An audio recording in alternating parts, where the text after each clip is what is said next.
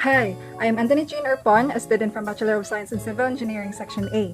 And in this video, I will be talking about the technology and the disappearance of the person. The achievements of technology for the enhancement of human life are rich in promise, pointing to a glorious future of health and happiness. There are new technological advancements in healthcare that help the people. We should not overlook that our increasing focus on technology for alleviating human suffering is sustained by a worldview that alters our self-perception. Our immersion on technology goes hand in hand with the disappearance of the person. To note the disappearance of something is to imply that we know what is missing.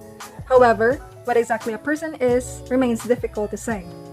What is a Person is one of the best modern books in which the sociologist Christian Smith defines what a person is. It states that by a person, I mean a conscious, reflexive, embodied, self-transcending center of subjective experience, durable identity, moral commitment, and social communication, who, as the efficient cause of his or her own responsible actions and interactions, exercises complex capacities for agency and intersubjectivity in order to develop and sustain in loving relationships with other personal selves and with the non-personal world.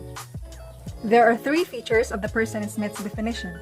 These are, first, a person has a body.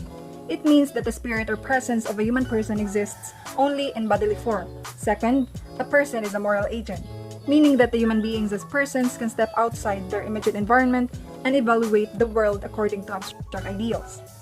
This ability is the basis of the particular human quality of reasoning that makes possible art, literature, science, and religion. The third notable feature of Smith's definition is the most crucial because it takes us beyond the notion that human beings are merely rational animals. And this is that the human person is an incommunicable self. A person is not something consisting of many individual features, but a unique someone who holds and inhabits those features. The incommunicable self is the essence of personhood, and it is a mystery impossible to capture in concepts or words, yet nonetheless real. The only word that comes close to describing the presence of the person is love, which is defined as the will to promote another. The best image to describe love is the mother-child relationship.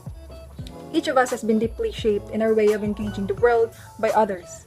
In this way, human consciousness is by definition reciprocal. In the book On the Origins of Cognitive Science by John Pierre Dupuy, the husband has come into the deepest despair, seemingly incapable of continuing life, when his wife died. The man realized that even the most perfect simulation still cannot capture the incommunicable self, the essence of unique love for another that makes us persons.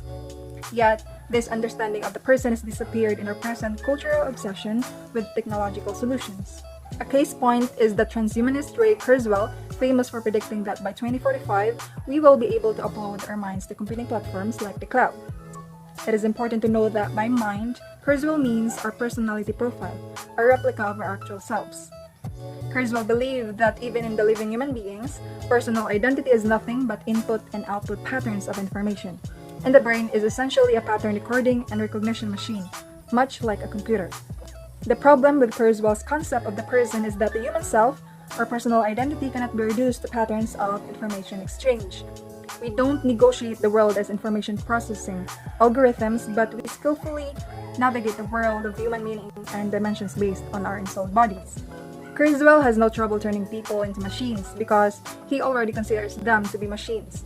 Kurzweil's transhumanist dream is possible only if we believe in a stunted vision of the human person based on an individualistic view of consciousness. In this view, true personhood has disappeared. Whatever the world Kurzweil envisions, it is not a human world dependent on the embodied, loving relationships that marks us as persons, and therefore made in God's image.